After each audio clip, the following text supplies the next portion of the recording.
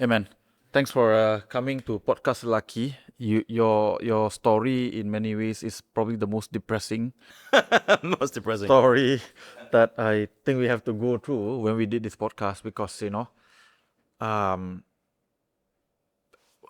I think as a man we just have zero clue, right? What in a way women can be capable of, especially during divorce. So I think I really want to make this interview as a lesson. Hopefully as a guide to a lot of men out there who is going through something similar or potentially might go through something similar in the future. Right. So I really want to thank you for making the time to come and share. Thanks for having me. Pleasure to be here. Right. I'm sure everyone know who Jason Low is. Right. It's a new generation these days, man. So The positive bit is that he's an entrepreneur. He's a CEO of a company. He's a rapper at one point, right? A composer, yeah, rocker, composer. But he's also engulfed in allegation that he's a child molester, wife beater, heroin snorting user. I had never heard of that one actually, but yeah. Right. Heroin snorting. Hated by the media. I don't. Children kidnapper. Yeah, I don't use the word hate. I never kidnap children. That's for sure. Opposite. But yeah, we go on. This is interesting. So there are good things that you're known for, and there's a lot of negative things that you are known for. And this is largely due to the fact that you went through a very, in a way, public divorce with your ex, which happens to be a kerabat. And which is why I tell all men, be careful who you choose as a wife, right? So before we go to the specifics, right? How do you guys meet? My wife and I, my ex-wife, sorry, we met in Babaran. Babaran was in, it was a bar in opposite KLCC at the time. Okay. I saw her, and I straight away was, who's that girl? How old were you? I was 20. I think it was about 23. I think 24. Okay. Yeah, and she happened to be related to my best friend's wife,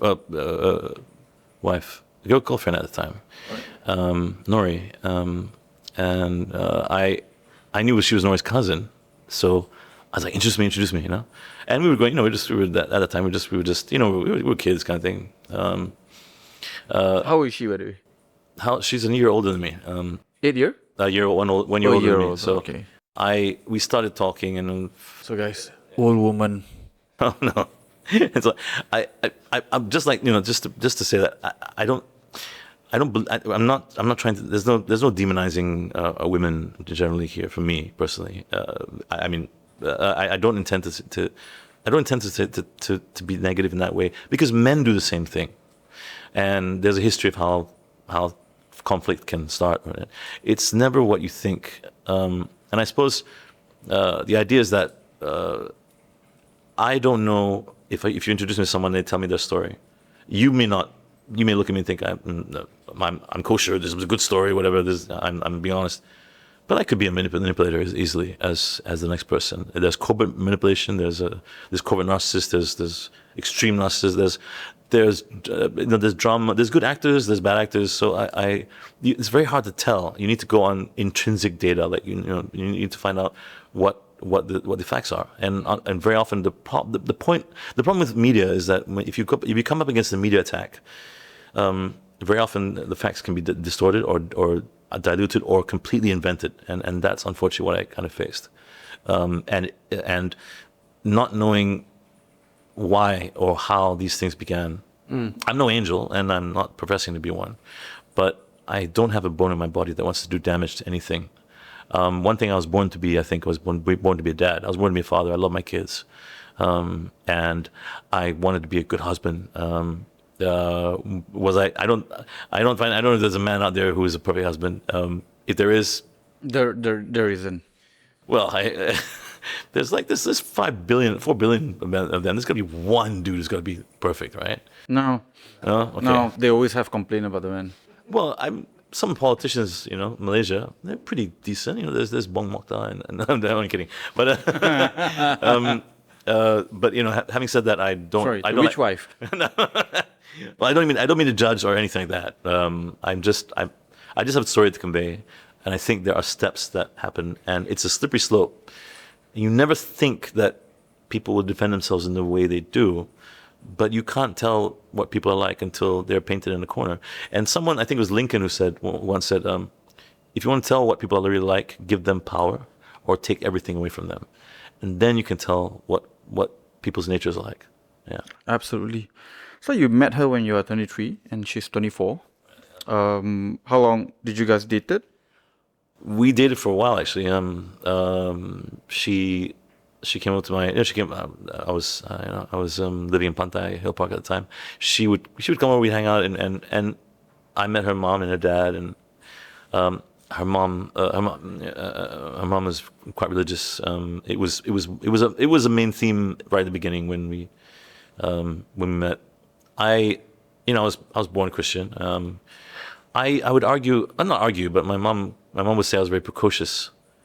She said if I was in front of God, I would argue. I would ask questions like why is God in the Old Testament so angry and destroying everything, and in the New Testament he kind of chills out? Like, did he discover, I don't know, weed or something? I don't know.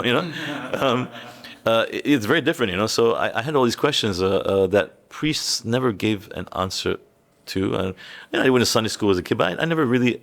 I have a very close relationship with God, kind of, very, very personal. I'm close to the man upstairs. I'm a songwriter, so as I write songs at night, you can feel these. And my songs, I think songwriting is a non-linear thing.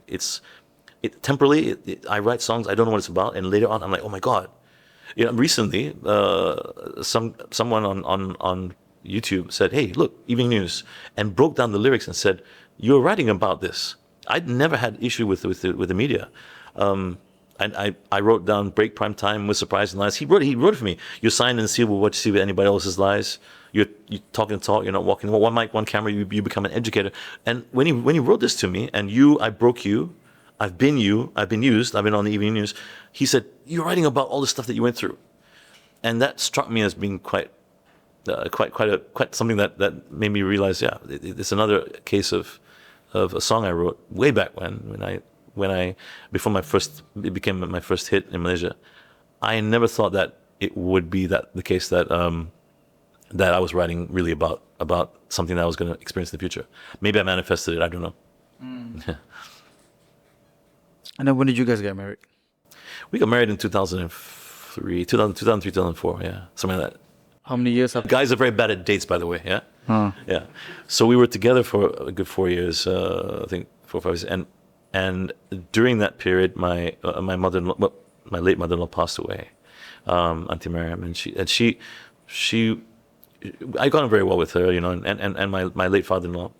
We were very close. We never fought once. He would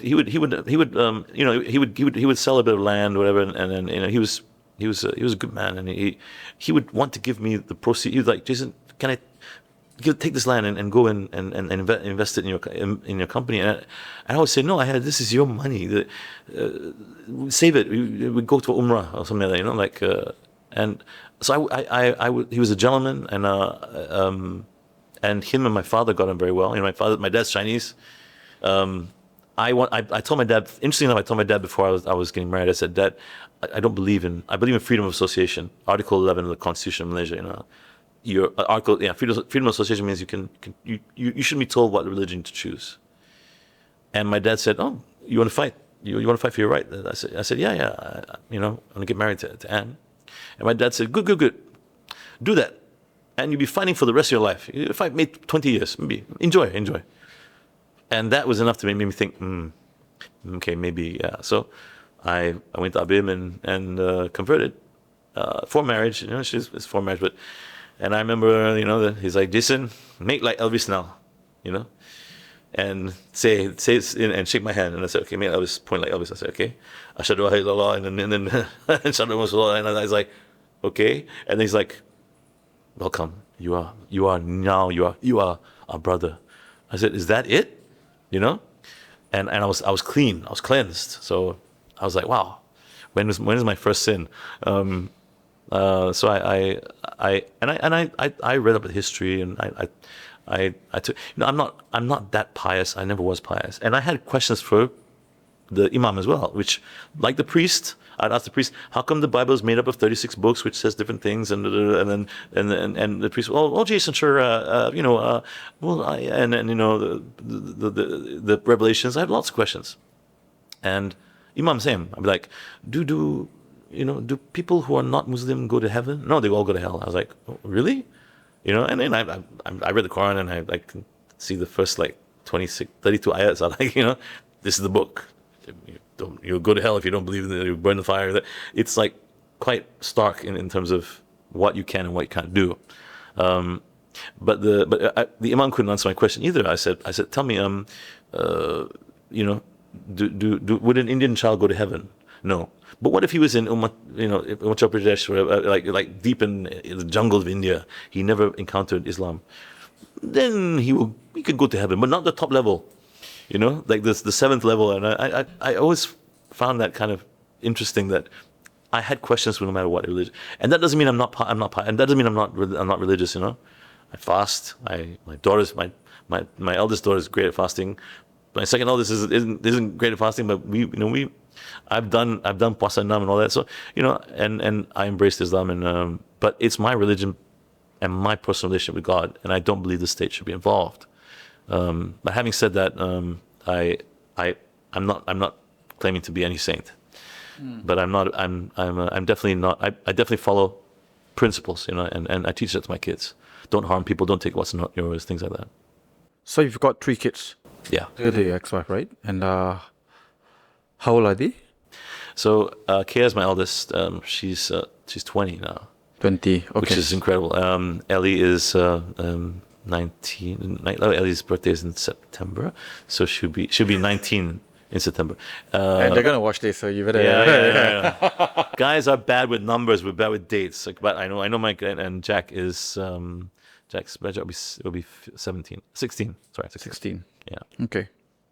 So, at what year do you think that the relationship completely fell apart?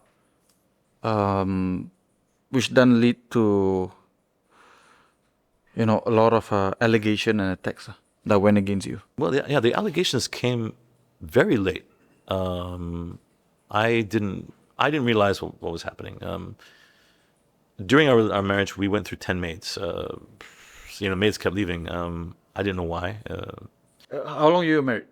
We were married for 14 years. So 14 years, Yeah. 10 maids. Yeah, kind of thing. Okay. And we learned from the maid who lived behind the house what happened, and the last maid. And I didn't realize what was happening, what your partner says about you. And this could be from a man or a woman. Anything you say about your partner, people will pick up on, and they will. So there's something called cognitive dissonance, where if you tell everyone that your husband or your wife is a bad person, they start to believe it, and then they talk with each other, and then when you go back to them, they reinforce, that he's a bad person. So a lot of things can get said, and being a musician, I was a musician, DJ. I had a talk show. If I go to the bathroom with I don't know, and I bump into Maya Karin or Diana Suf or whatever, and I'm spotted walking out of the, it's Jason Lowe and so, and they must have been in the bathroom doing something. And no, we weren't. So you were peeing. Well, not separately. Separately. Although there in WIP there's a co-ed bathroom where you wash hands together, which is kind of interesting. But anyway, I was never. I was used to that kind of thing. And things get said about celebrities and all that. But being in the middle of, I wasn't a full Malay, artist. Or celebrity, you call it. I'm not used to this term celebrity, but I wasn't also a mainstream American. I was in the middle. I was kind of easy to ignore. So I did a lot of different things. I created different platforms. I do Rock the World. We have Rock the World happening in August. I was always a techie, so I did things like I joined company. I played futsal with Tony Fernandez one day, and he said, "Come and join my mobile company. Let's I met him on a plane once, and I spoke to him about MVNOs. I said, that time I had no clue that I would be considered to work with him. And then one day he asked me to join the company, and I said, Tony, I don't know anything about mobile. And he said, I didn't know anything about airplanes. And I'm a billionaire. So I said, okay. Oh, that was very subtle. Yeah. So and Tony's been Tony's a good friend and a great mentor. Taught me a lot. He's always approachable and he's done a lot for the country, a lot more for the country than I can say. I mean, I've sat next to people who have gone for their they've told me, and our whole family is going for a funeral. And if not for Asia, we wouldn't be able to do that. Because I remember the time when it cost 800, 900 ringgit to fly back to Kuching. So the whole family doing that, it's expensive. So there's been a lot. I've been fortunate enough to be able to work with really amazing people, and have friends that are still friends from childhood, and witnessed a lot of different things. I've been in radio, I've been in front of the camera, behind the camera. My team, mixed martial arts, sports, music. So I've done quite a variety of things that have been really colorful, and I've been fortunate enough to give lectures at university and stuff like that. Talk about the tools of the trade, So I have no qualms about learning. I love to learn. Yeah. But do you think that due to the fact that you're into so many things, were that the reason why there was a crack in the relationship? Do you think that is a primary contributor, or was something else? That fissure is not impossible to deny. That the more of a workaholic you are, it can put a lot of pressure on a relationship. My ex-wife did complain to me that I had staff of like 100, and so I got her a staff. We had 2 maids. Anything she wanted. She wanted to do landscape. She has 2 maids. She had 2 maids, a driver, and a handyman. And I'm like, that's your staff. And So 2 maids, 1 driver, 1 handyman. yeah, that wasn't me making up for the fact that I was. What the fuck do you guys stay? I don't know. I never had a maid in my life. Well, we had there's a point where she was constantly pregnant with our 3 kids. So I know I'm a guy. I'm attuned to the kids. I can come home, I can get all the kids in the pool, and I can make them tired easily. I have this game. I have so many games we play. Okay, guys, here's a game. We're going to do a special race. So, like a seal, I want you to jump in the pool, and in the middle, you turn around 3 times and say, "My precious, my precious, my precious." Go to the end. When you get up, you have to do a break dance. Okay, and then when the break dance is finished, you have to go down, and I'll get them after the race. Who won? Yeah, well, Jack won. And then we get out of the pool. I would wash them, dry them, and get them ready for bed. We'd have dinner, and we'd watch Adventure Time, and then I'd put them in and get them ready for bed, go to sleep, and read stories to them. So Every day. yeah. So I naturally did that, and then it was of course time for the wife. Like wife come up and it sometimes she you come home from that kind of from a long day, and then you have to talk. And Game of Thrones, the Red Wedding scene is what you wanted to watch, and she wants to talk. So sometimes that will put a bit of pressure on the relationship. But I did try, and I contend that I never intended to hurt anyone. I never fought once with my late father-in-law, and on his deathbed, he told me, "Jason, take care of the family," and I promised him I would, and I know what that meant. He and I were close, and to this day I want to make sure that I'm not a type of person who wants to attack anyone. I've been defensive. I've tried so many times to reach out to my ex, but there's a point where you deal with these kind of things, and you don't get responses back. Like you write an email, and many. I think there's a Fathers' Rights Association that I met, that I've been part of,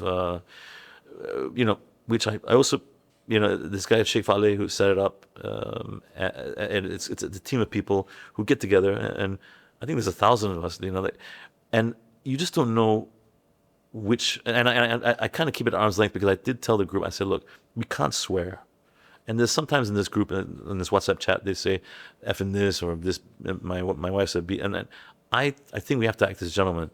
We must make sure that if you're going to form any lobby, whatever, anything, we need to be gentlemen. We need to understand that guys have a responsibility to. I'm not a chauvinist or anything like that, but we have to be gracious to understand that women need to be protected. They have a natural cycle which includes birthing, and men are providers in that sense, especially for that period. But women go through cycles as well. Before they meet a wild child, they like ravers or whatever. They meet men, and then things. I think men don't realize maybe that relationships evolve and change constantly, and change is the only constant in the universe. And I don't think we embrace it enough, And so before you get married, my personal mantra, my personal advice is to have an accord. And I have a three rule thing that I've learned in life. Even though I've had a difficult relationship towards the end, but there were many good times, many good times that we had. I like to think of the good times, even though I can't really communicate with my ex right now, and then I'm not from want of trying. I can't really communicate with my son. And for some reason, it's the sad thing is my biggest concern is my daughters don't communicate. They can't seem to get communication going with their mom. And even this last Raya, I did talk to my eldest daughter, and I said, did you send a message to your mom? And it's almost like she kind of given up, which is kind of sad. So I reminded her. I said, look, get a message out there, because kids are going to grow up. They're going to want questions. They're going to want answers to questions. They're going to want to know why. What did Daddy do? What did Mommy do? They're going to try to put their own story together. And for the longest time, I wouldn't tell. This is the first time second time I'm really opening up about this. I never really speak publicly about this. I did once write on Facebook when I felt my kids were going to be taken away from me. I had to write the truth, and I always try to tell the truth. My intent is always to be truthful, because I believe that truth is something that's indestructible. So if you can, those are some of my principles, as well as my three rules, which is if you're going to get into a relationship, just do three things. Number one is say sorry. Say sorry for what you did. Don't give a fake apology and say, I'm sorry you felt that way. When you say I'm sorry I felt that way, it cheapens the sorry. I'm sorry I felt that way, and I didn't. But it's your fault. That's just deflecting. It's your fault. You felt that way. I didn't do anything wrong. So that's wrong. Secondly, if you're asking for sorry, forgive. Now, when you forgive, and this is the internet's problem, the internet is built on layers of what we find acceptable. We like this ridiculous term, live life with no regrets. I would challenge anyone out there that the regret word exists for a reason. It wasn't made up by no chance. It was like, there's a word called regret. It's amazing that we can find nobody in this world who has regrets. Nobody admits to living regrets. It's different from when you're saying, so we're getting it mixed up. I have no regrets is not the same as I would go back and change things in the past, because you don't know the outcome, right? Yeah, I'll go back and kill Hitler, but it could have been a Pol Pot who took over. So you don't have, that's not regret. Do I regret I would change things? Yeah, of course I would. Say certain things. Do I regret meeting and marrying my wife? No, I don't, because I have three wonderful kids. There's positive things in everything, and there's learning curves, and it's like a roller coaster. You go up, you go down. It's a different view. You try to, and I always tell people when you go through the tough times, you try to just take in the view, the scenery, and if that means a tough time like losing family relationships, losing friends, having people, and you can't expect everyone to treat you like you would treat them. You hope for that, but people sometimes don't know how to handle this. Some people are like, "Can I help you?"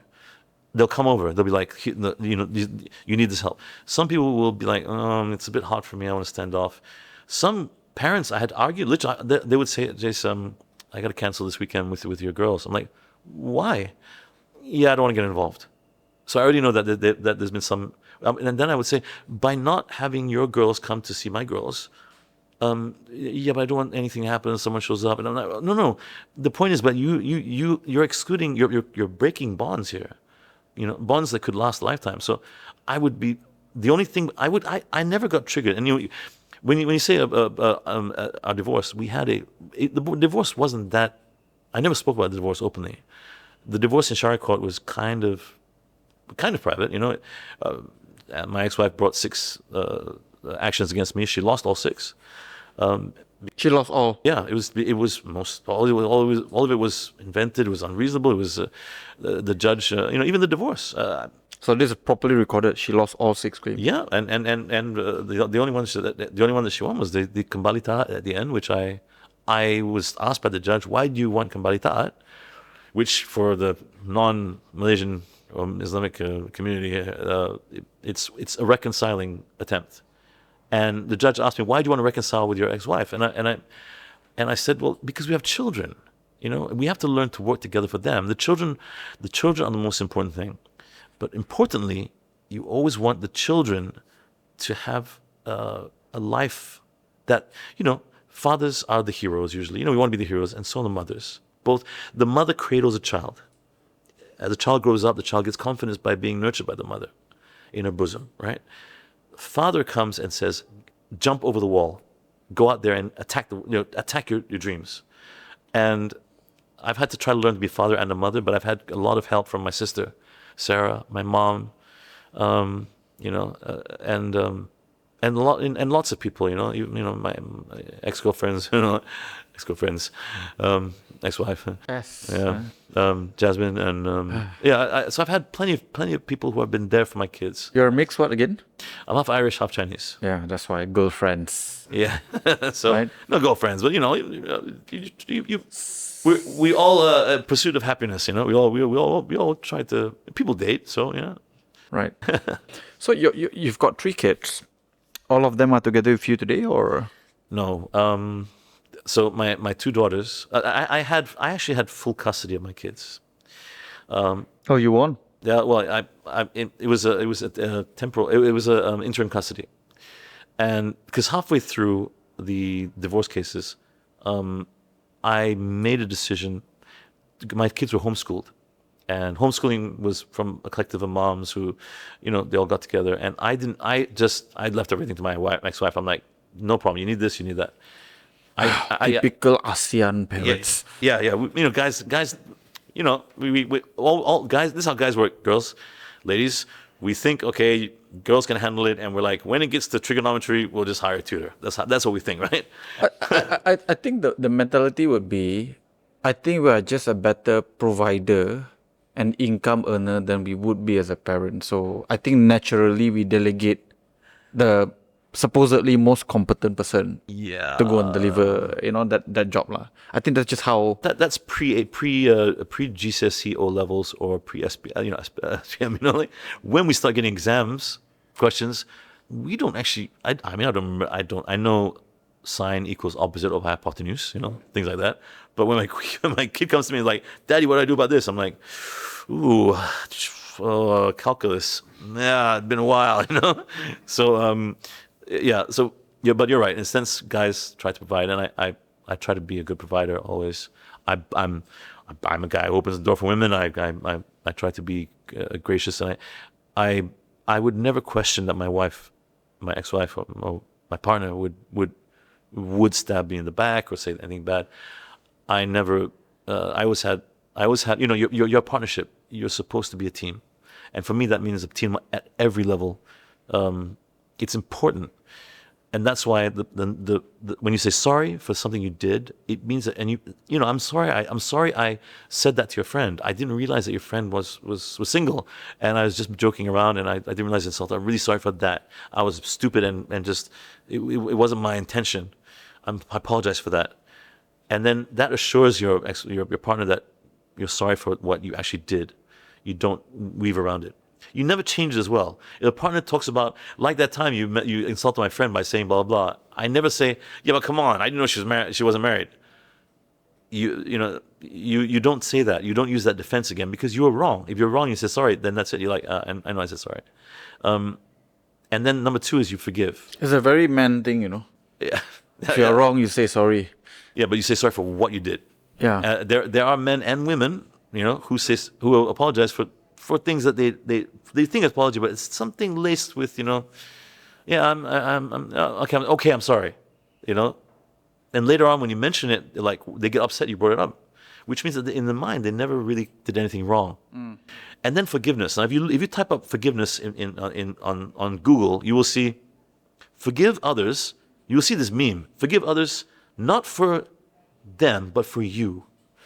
Now, while I can agree with that to a certain extent, I would never forgive someone and not let them know that they've been forgiven. Because they could live with guilt. They could live with something for the rest of their lives. I'm not forgiven. But a lot of people just say, I've forgiven so-and-so. And I always say, oh, did you tell them? No, I didn't tell them. Do you meet them? Are they in your life? No, I don't, because that's the kind of person they are. They won't never. I'm like, well, why don't you tell them they're forgiven if you really meant it? And because it is a burden for them, So don't look at the internet and say, I like to live life with no regrets. You need your regrets. Your regrets make you who you are. They stop you from doing the same thing again. If you're like, I have no regrets, you have no conscience, in a sense. So don't get regrets mixed up with, I wouldn't change the passage of time and turn the Titanic left to miss the iceberg, And the third thing is in this month, if anybody's getting married out there, okay? The third thing is always agree that in the long term, in a relationship, 50% of fights or arguments or conflicts are going to be your fault. This is a law of averages. Unless someone has a severe case of borderline personality disorder or whatever, I don't know. Narcissism. Yeah, something like that. But 50% will be their fault as well. Now, even if you have an argument, this will never be the case for us, 50-50. But you must agree to look at your part. So, this argument, this was definitely 1% my fault. 99% his, because, he said the wrong thing to my dad. But that 1% makes you, okay, now I've got to identify what my 1% was. I forgot to tell him about my dad's golf handicap. So he made a joke to my dad and my dad got upset. So that was my fault. And that 1% is enough to make a small bridge to admit what you did wrong. And when you admit what you did wrong, you are being fallible, you're being vulnerable. And this is important in relationships. If you have this accord, I believe you can last 90 years married. I believe old people, I mean old people, I ask them, I get this gauge that they have this agreement, this, we know we're not perfect. We know he's going to screw up. I know she's going to screw up. I know that if he has something with someone, if he goes to Bangkok and has a happy ending, let's say, that it's not really an affair. I get that, But Happy ending tu apa bang? Happy ending is like when people clap, happy. So, macam sial. I don't know. This is media trapping you again. I have the numbers of several imams you can ask about that one. They'll tell exactly what it means, and then why we shouldn't, what we should do about it. But So, a little bit of a serious question, self-reflection. On a scale of 1 to 10, how would you rate yourself as a father? Because you said you were born to be a father. That's a tough question, because I've asked myself, I say as a father, I would die for my kids. I would die for them. Same? Easy? So if I would die for them, would I not live in a life of obedience to my ex-wife or to my partner? The same for a woman. If you love your children, you die for them, why would you not live with a husband who's abusive, right? If you're willing to die for them, you would live and give them the best care they can give, rather than risk them having a tumultuous, home life. And that's a difficult thing I've tried to come to terms with, because I guess I could have, and I've asked my kids this, kids are very intuitive. When Kia was 12, I said, Kia, I'm so sorry that this is happening, and because she would come to me and say, Daddy, mommy wants to have durian with me and all that. I'm like, go and have it, But my kids developed their own 5-minute rule. The 5-minute rule was that if you talk about Daddy for 5 minutes and say bad things, that they want to come home. And I don't mean to demonize, I'm not trying to attack anyone. I'm just saying that this happens a lot, that people will ask, and it's natural, because this happens as a point of your baby can't speak. So, babies are cool, whatever, When your toddler starts to go to daddy's house, and then let's say you're having an early breakup, and the toddler comes home. How was your weekend with daddy? Oh, it's great. We went to Disneyland. We did this. Blah, blah, blah, blah, blah, blah. And the body language of the mother or the father may be like, oh, okay. The child will pick that up, and the child will realize, when I say I have a great time with daddy, mommy doesn't like it. But then they'll realize, oh, how was your weekend?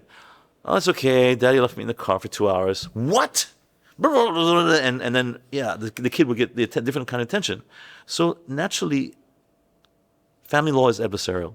It's a $1 billion industry that how many $1 billion sits upon a sea of adversary, adverse conditions, where you start to realize that if the judge can see that my husband is a piece of crap, or if the judge can see that my wife is a piece of crap, he'll give me what I want, which is power. It's not monetary. It is more like yes. Actually, the alarm is it's perfect timing. It's not power. Warning, power. It's bullying. It's kind of you want to. It's a balancing get back. Now there's something called parental alienation, which it's the phrase of the century, right? Parental alienation. Yeah, parental alienation is a very serious issue. It's a pandemic. It's epidemic. It's at epidemic proportions in countries like the US. Simplify it for buyers. Yeah. So buyers. Okay. So audience. So this started out too much property webinar. So let's go back to the pre-industrial revolution, right? If you're a wife and your husband is not getting along, or arranged marriage, it's very hard to divorce. Your husband's a coal miner and he's like at home, and she's like, and you're like, Sam, I want to divorce. So you're like, well, I'm out in the coal mines working my ass off. What you go ahead and try to divorce. She wouldn't be able to get a lawyer. She would. Pre-industrial revolution, women were in the kitchen, were at home. That was. And I don't mean that. I do mean that figuratively. That was a fact. They didn't have the same kind of rights at the time. So women found it very hard to find economic parity in divorce. If a husband hit his wife in divorce, and the divorce is imminent, and he was abusive, the wife had no choice. But she wouldn't get any means of survival. Then she would end up having to do things like menial tasks, or becoming or into prostitution or illegal activities, things like that. The way that women would gain parity was by using children. They would use the children, they would take them, and they would use them and weaponize them. The children would then be told and brainwashed that the father is bad and all that. And the only way that she would let the father see the children is if there was some sort of compensation. Hence, it used to be called malicious mother syndrome back in the day. At some point, it turned into, after this guy Robert Crees, I think he wrote a paper and a book about parental alienation. He called it a syndrome. It was actually part of the WHO list of mental disorders as a syndrome, but that was in 2018. And in 2019, they took it off because WHO is WHO, guys. The World Health Organization. Yeah, just in case. The World Health. It is World Health Organization, and I think maybe rightly so. You should look at a YouTube video by a guy called Dr. Childress. Funny, Usain Bolt is the fastest man on earth. Dr. Childress, Childress, is like an expert on this. What he calls and this is a funny thing. He identifies it's like a virus. He says it is a social phenomenon that every high conflict divorce ends with one of the parties, and because the laws have changed now, it's no longer about women. It's now women have gotten a lot of power now. Especially in Malaysia, 1984, the acts changed. Women, when it goes the other way, people take advantage. There are loopholes both sides. So women and men begin to use children against each other, and the end result is that the children get messed up. It costs the Rakyat billions in the future, because here's the thing, and I've seen this. You never think it happens to you. You never think it's going to happen to you. Okay, your kid could be living 5 houses down, and you'll never see them. But if your child is taken for a period of 3 to 4 months, it's scientific. It's been broken down, studied, and proven. The paternal bond, or the maternal bond, it can be severed. It takes approximately 3 to 4 months, and the child is cut off from the mother or father. This happened to me. Guys, listen.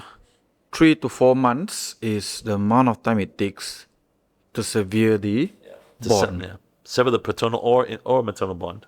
Yeah. And it's traumatizing for the child. And in that time, the child can be open to suggestion and brainwashing techniques, including memory implants and things like that. It's very serious, because in that period of time and after, the child will develop some hatred towards not just the father or mother, but the other side.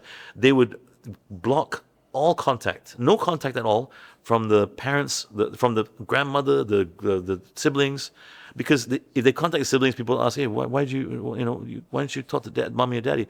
The alienating parent doesn't want that. They want to hurt the other parent, so they hate.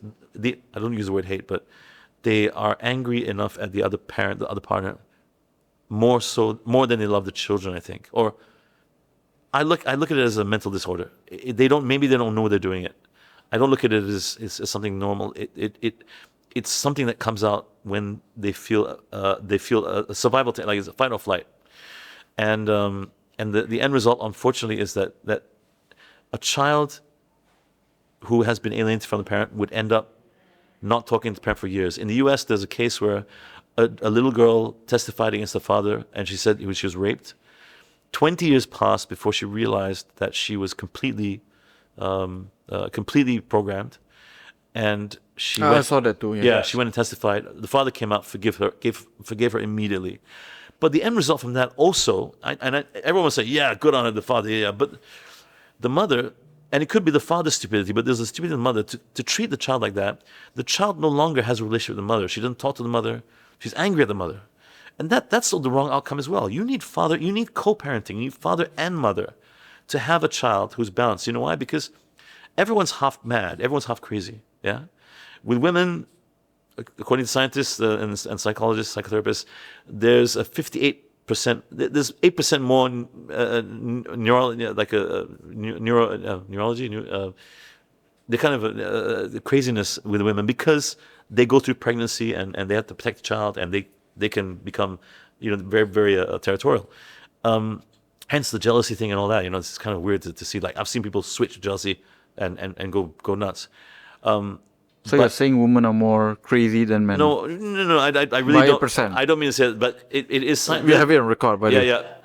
Blame Jordan Peterson. He's a psychologist, clinical psychologist, and he said that there's a neurotic, the neurotic portion of women, because of the childbirth thing, that men don't go through. Men, we go through half an hour. Some of us go 3 minutes, and we're done. And the woman has to do the whole 9-month thing. But men after that take the responsibility on, and they also go through their own thing where they have to be responsible for the family. Now this means that if we're all half mad, you need 2 parents, mother and father, or father and father if it's LGBTQ, whatever you would call it, mother and mother, I don't know, non-binary and non-binary. But in between 2 people, there's one sane person and one crazy person, and that's what the child needs to grow up. They need someone. I think they need both. So I'm a very strong believer in co-parenting. Even if you have one, there are some parents who have narcissistic personality disorder, who are just kind of nuts, and they can't exist in the same universe as the father. They want to kill they want to destroy. They have murderous intent. And even the child knows this, and the child may think, okay, I can just visit my mom for 10 hours. I can't, or 4 hours. I can't handle more. 1 hour a week, some of them, But they still maintain that connection because you still have hope.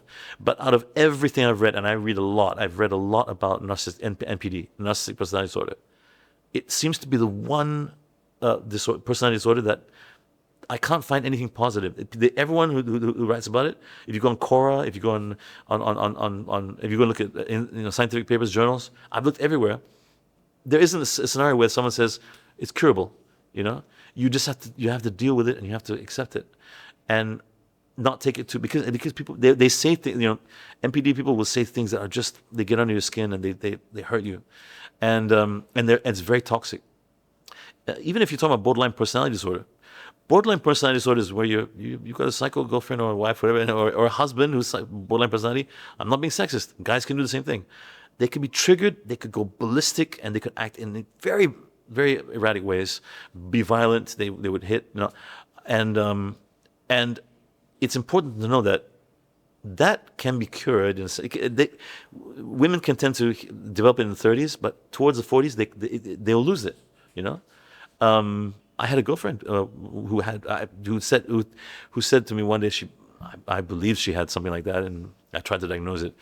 Don't go to Google and try to diagnose stuff with your partners. It's just not a good exercise to do. Get a professional. No matter how good you are, you think you are, whatever, it's still an arrogant thing to do. And back in the day, I was trying to Google everything and like, what's wrong with this person? Try to be open and try to be understanding, because people's feelings are valid. And even if someone's crazy jealous, you've got to say, do I love this person more to account? If you have a disability, if I don't have an arm, and my ex-wife, my wife or my girlfriend says, I don't like you because you don't have an arm, then, well, that's how shallow you are. But you can't see the personality disorders. So if I have anger management issues, it's up to you to decide whether you love me or not to be with me. If I strike you and hit you, yeah, that's a red flag to maybe either the person gets help or something like that, or you leave them. Because I don't believe in violence. Violence is something that I don't tolerate. Don't you think by acknowledging that you are also somewhat enabling that person to continue to behave that way, whereby you have to accept me for who I am and I continue with this toxic behavior, right? Yeah. So that's probably one argument. Capital point. Yeah. Number two, there's a reason why I asked, right? How would you rate yourself as a father, right? So maybe I can turn around and say, probably slightly different question. Do you think you're a better father to your kids, or do you think you are a better husband? One word answer. You're a smart man.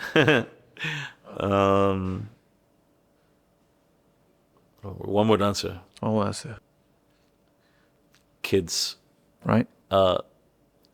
It is connected to family. So for me, it's the same.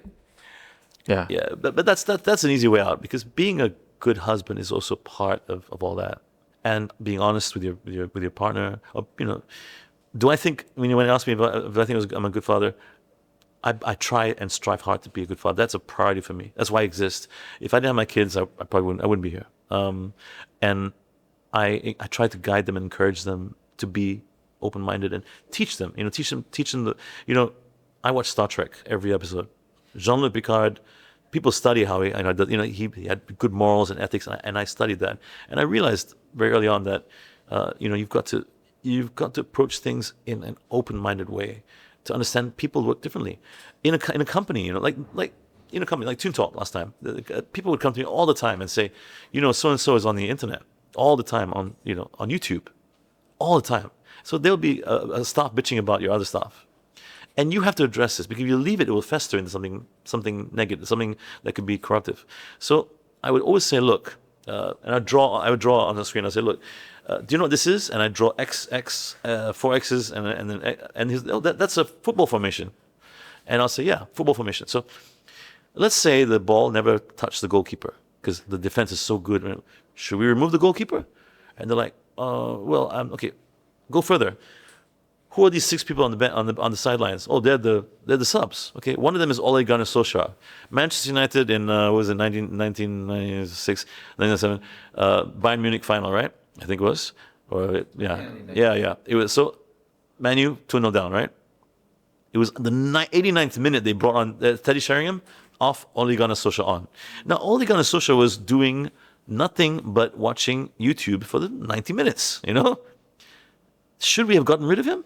Should we say, let's get this guy out? Because he came on, he scored a goal, he made a goal, and then the Man U actually won in extra time their European Champions League. So who is to say, that's a job, that is a job of someone else. The job of a staff is, maybe they can mention something, but when they do it toxically to get ahead or whatever, it's something to watch out for. And so you try to understand that everyone has different roles, and so you need different roles. You can't have a team which is full of leaders. Good leaders should know when to follow. Good husbands need to know that they have to be good fathers. Good fathers need to know they have to be good husbands. You can't separate these two things, and that's sometimes things that are and it's a dynamic that's very difficult. It's very personal because you may have a crappy husband and you may be a good wife, or you may be bad wife and bad husband.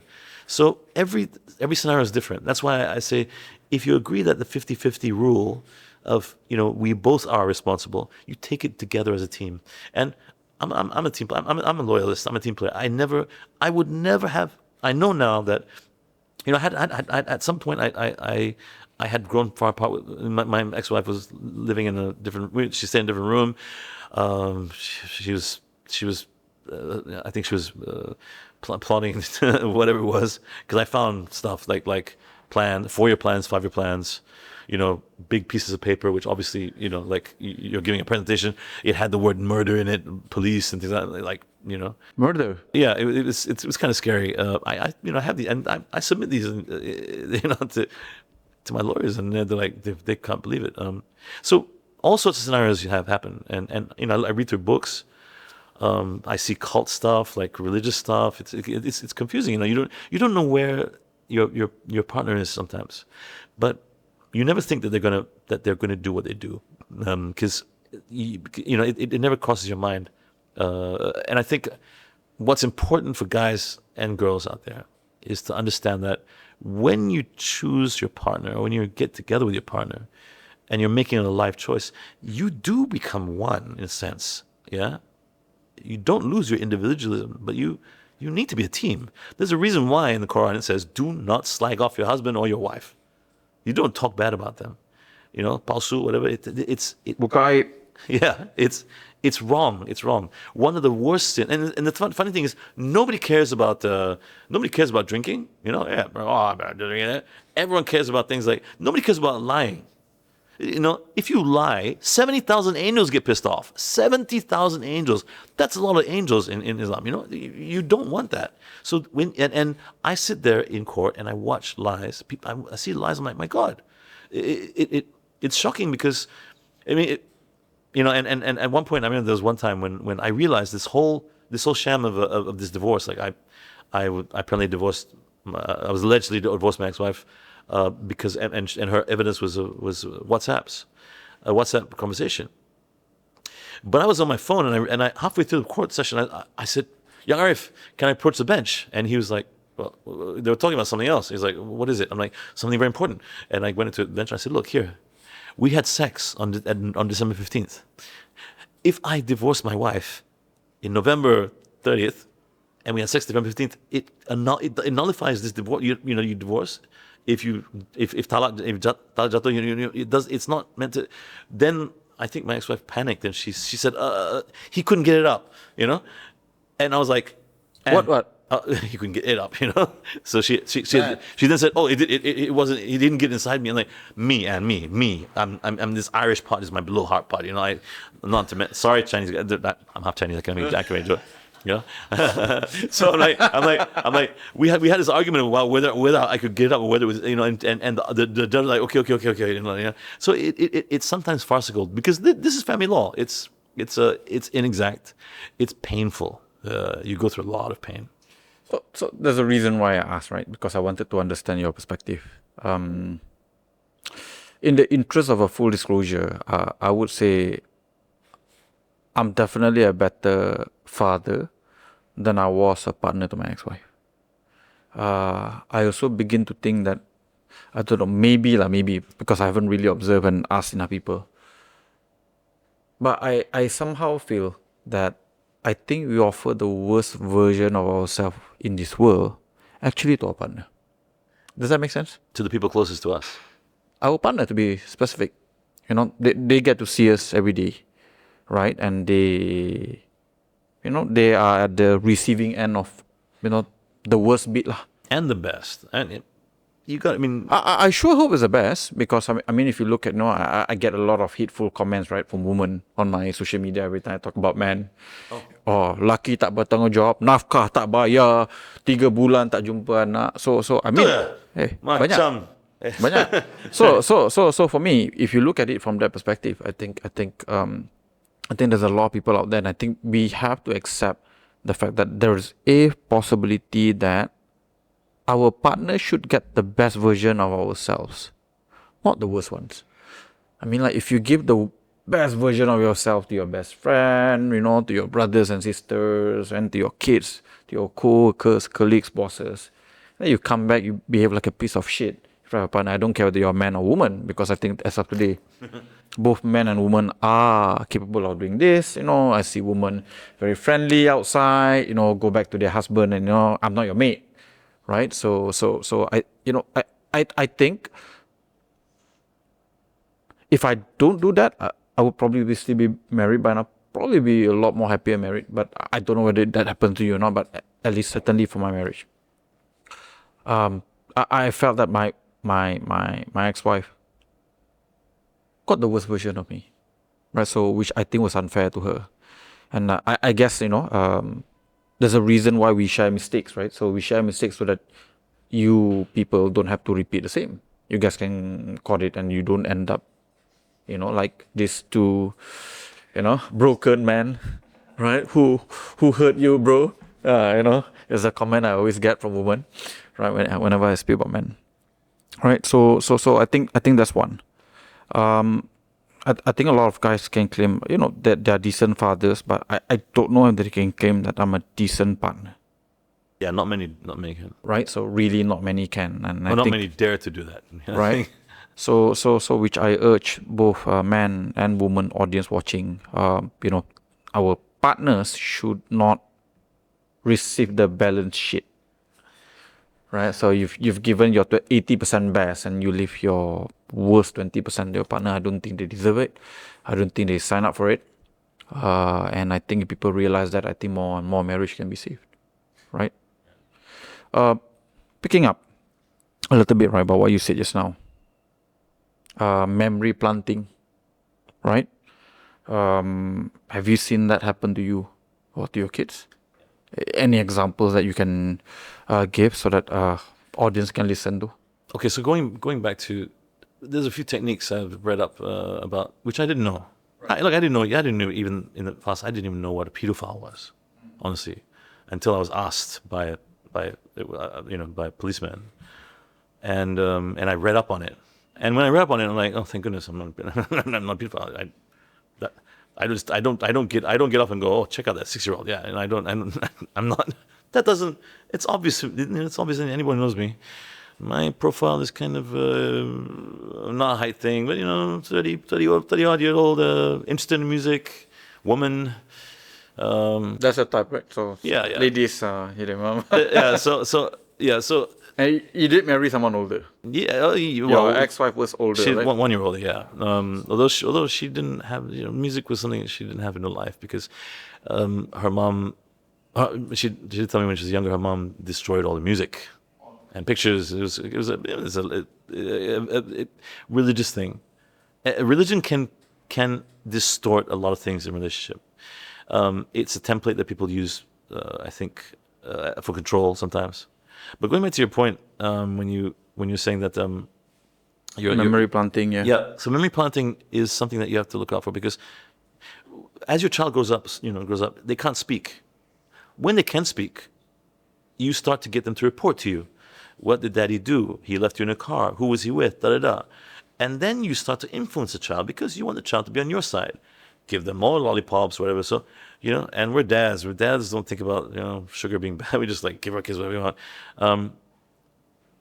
There can be a tendency to try to control your child.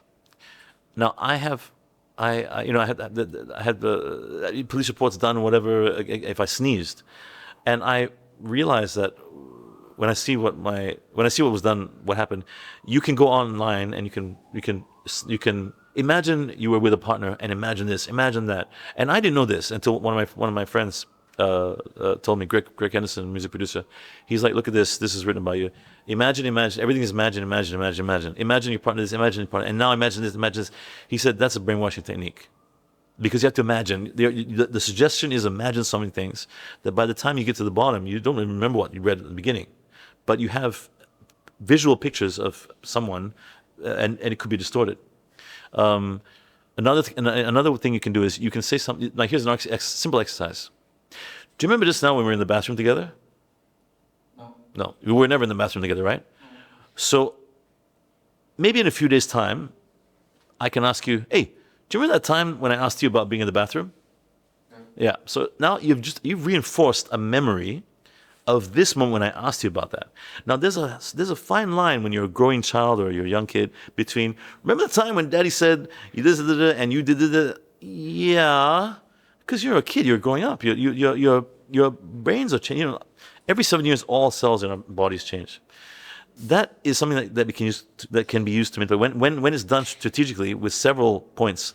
Remember the time when I asked you about that thing in the bathroom? You said no, but remember I did argue the point that we were in the bathroom at some point, which happened later, maybe, you know, and then you start to get a little confused with timelines because we're not fallible. We're not infallible. We remember things differently, and so that's a memory implant. Because I can always go back and say, remember that time I told you about the bathroom thing, and you're like, yeah, I remember that bathroom thing. Has Yeah. that been used against you? It has. I noticed it. I noticed it, and unfortunately, I didn't realize the gravity of it, because it was only when I was interviewed by police. You know, I had this thing where I was looking for my son was taken. 6 months he disappeared, and I every night I would ride around looking for him, and I didn't realize that Your son was taken. yeah. Well, so Jack and I were playing Fortnite one night, and it was too difficult to handle meeting and you know, okay, meet me at the mosque. It was always at the mosque. Religion was used in some way, which was kind of strange, because my ex-wife was, you know, like every time I go to the house and pick the kids up or to see the kids, she'd come out and she'd be like, oh my god, I got my you know, like my tudong, and I would be like, we were married for 14 years, you know, I've seen your more than your hair, and you know, and you've done a lot of things that one might consider, you know, very, very personal to each other. So I don't think. Example, you want grow up? You know, you know. Okay, like it's very, very personal. Playing in the swimming pool at the middle of the night, skinny dipping or whatever it is. Right. Yeah. And so you know, romantic stuff. So Husband and wife, halal yeah. stuff. Yeah. yes, all halal. All halal, yeah, halal and haram doesn't matter. I didn't say haram. So no, but you know, you share things as a couple, and then for you to see the partner act like that, it's kind of weird, you know. Like, and it could be a husband as well. It could be a husband say, "Oh, you know, I can see, all right, you know," and like I say, men can do it as well. And so when you have that kind of thing, you see religion used in that way. It starts, and they use more and more. There was a moment in time, because I had full custody of the kids, and I put them in school. I said, I wrote, you know, Greg, you know, Greg was helping me out. Greg didn't believe, my producer, Greg Tennyson, didn't believe. He didn't know what was happening. He questioned everything. He questioned, you know, he questioned whether I was telling the truth. Because I never spoke about my ex-wife in any negative light. One day he saw one of my ex-maids, who, a lovely girl, and then who I helped, you know, she wanted to become a nurse, and he saw her in the street, and he said, he had lunch, can we talk? And I won't say her name, but she sat down with him and she explained everything, and she said, no, there's no way that any of that happened. Like she you know, she called me sir, you know. I feel weird. I said, don't be sir. She said, sir, we never ever do anything to kids or whatever, you know. You know, and even when I'm. What was the allegation specifically? Okay, so specifically, the allegation was, well, there were many allegations, from drinking to being a drug addict to being a wife beater to being a violent, you know, you name it. There's a page at the end of the divorce papers which say that if you can get your husband or your ex-wife or any of these, they're unfit, and so I was, every picture with me with glass of anything was. Yeah, minum arak sampai mabuk, you know, and I wouldn't, you know, and her lawyer, I'm sorry, my ex-wife's lawyer, and I'm not gonna slag it off, but I would slag off some lawyers like Kama Aina. Sorry if you're watching, Kama Aina, you are a bully to my children. You don't belong to the bar. Should get rid of you because you honestly are one of the worst people I can imagine to aid someone in bullying children, to get them to stop them having a holiday with their parent. You know, and you knew as well that there was no substance to all this, and you just, I don't know if you I don't know if you're still alive, but if you're listening to this, if you're not, then I'm sorry, but I'm still, you know, I'm sure I wouldn't know if you're where you are, but you should look at yourself, because I know there's no Hippocratic oath, but you damage children in a way that is not conceivable. And you asked me, do you take drug? You said, do you take drug? First of all, she made fun of my Malay the whole time, like, you go, you mission. Yeah, you also like Masai Cholo, okay? So I was always dealing with this thing. The judge was very fair. And she goes, you take drug? And I was like, well, sometimes. Oh, what do you take, yeah? I'm like, well, if I have a headache, I'll take hand Panadol. I take Bricol if I have a cough. Sometimes I may take a bit of that peppermint tea. Then actually, bam! No! I mean illegal drug. Then I'll be like, Young Arif, I'm not going to lie. I'm under oath. I'm not a Boy Scout. I've tried a bit of weed in my time. Not into it. My ex-wife and I actually took half an ecstasy at the Tiesto concert. All I remember was being in the front row saying, "I love everybody." It was a good time. And this was a time. This was the time after myself and my ex-wife Together. Yes, we had separated for a bit, and I had an affair, and she found out she found out at the same time I was telling her, and we You reconciled. confess. I broke up with my ex. It was very unfair on my ex, because but I couldn't do it because one night my son came into my room. He had a nosebleed, and I took care of him. I love taking care of my kids. It's a privilege, and I couldn't, I just had Jack in my arms, and I said, "There's no, how can I leave I don't want to be there when my kid has a nosebleed, comes into the room, and I'm not there, and that really brought it home for me, and I had to break up with my ex, and she was a lovely girl, and she didn't deserve that. It was, and she cried, and I cried. But I think she understood, and she's happily married now to a much much better guy than I could have been. I think. I regret things like that. I regret that but I didn't know what to do. I felt trapped. And after that, I'd have this thing where I play Santa Claus, and I know Santa Claus is a pagan festival, just so don't get upset. Yeah, the whole thing was I would always try to convince my kids Santa Claus is real, or the Tooth Fairy. I mean, literally. I would go down, we would be in Japan and in the Zeko, and I'd say, tomorrow I'm going to call you as security. Please come up and pretend that someone broke in the room, okay? And then my kids would wake me up in the morning, Christmas morning, Daddy, look, presents. I'll be like, oh my God, hello, someone's broken into our room. Yes, please send security. And they're like, no, Daddy, no, shh. Yes, yes, because the windows can't open. So then they would come up, oh, Mr. Ro, what is that? I'm like, look at these presents here. Somebody broke in this room. We will check the cameras right away. Don't know, Daddy, it was Santa Claus. I'm like, Kea, Santa Claus is fat. Look at the window. He can't get out. Can you try to, and I would really, I thought they really thought I was, and Mr. Ro, we are sorry. One of the guys was overacting. He was like, Mr. Ro, we will make sure, that we will find the perpetrator. And I'll be like, okay, not too much overacting. He'll be like, we will find the person. Yes, you must find them. And when we close the door, and I'll be like, this is ridiculous. And be like, Daddy, Santa Claus came in, and I'll be like, he's fat. Look how guys. I bet these presents aren't even for you.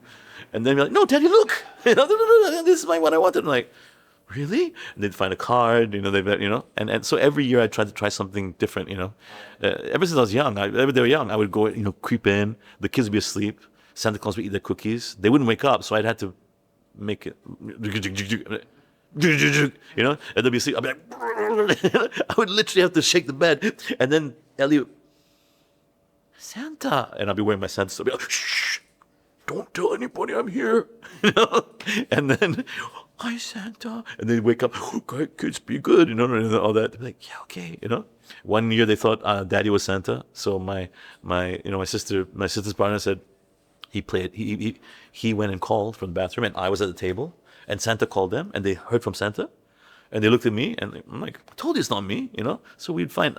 I wasn't trying to manipulate my kids, but I just wanted them to believe and to dream, and to never take no for an answer. No, to believe that anything's possible, and including the Tooth Fairy.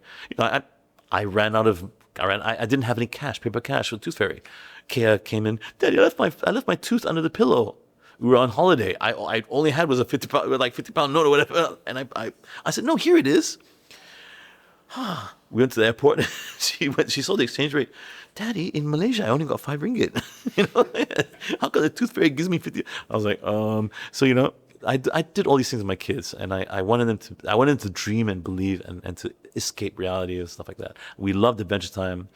We have great conversations. I think conversation with kids are very important, and you shouldn't discount that, especially have it as a family. You talk about stuff, and and it just is the most wonderful privilege to, it's not a burden. For me, it's Daddy, I want to go here, I want to go, drive me to school. It's a privilege. One day you won't be able to drive your kids to school. They won't want you there. They're like, oh my God, as long, and you're their hero up to a certain point. And one of the toughest things is when you encounter difficulties to do with defamation or whatever, you can't blame your friends or people who can't handle it. Parents can be like, I'll stay away from this guy. He's too much trouble. They don't know how to handle it. Everyone wants to back a winner. People don't want to back a loser, right? But some people who are there for you a lot. I have very close friends who have been there, and some people who have not been distance. I can't blame them. That's just they don't believe. I was accused of. I remember I was accused of injecting myself, by Banama, which is a ridiculous thing, because I was looking for my stuff, my music stuff, and I went to my house to get my old house. Police came in and I showed them my IC, I showed them my proof of a beneficiary. They left. 2 weeks later, 8 policemen came to my house and come with us. We need to make a report. There was no cause, no probable cause. I went with them. I sat down. I did my report. I said, I got this is all my stuff, speakers and computers, stuff like that. And then they got a call from Orang Besar, whatever, I don't know. And same thing happened. They're like, oh, we're going to remand you. I stayed 16 hours in Xinjiang. I ate. You were remanded? Yeah, remanded. Second time remanded. I ate For suspected to aid in the investigation. But I learned later on it was the usual crap. I think like someone outside said a racist guy. 16 hours later, after I ate nasi tikus in the morning, great nasi tikus in Xinjiang, by the way, for the normally speaking, that's rat rice. It's amazing. I was called out of a room of 30 people to do a urine test.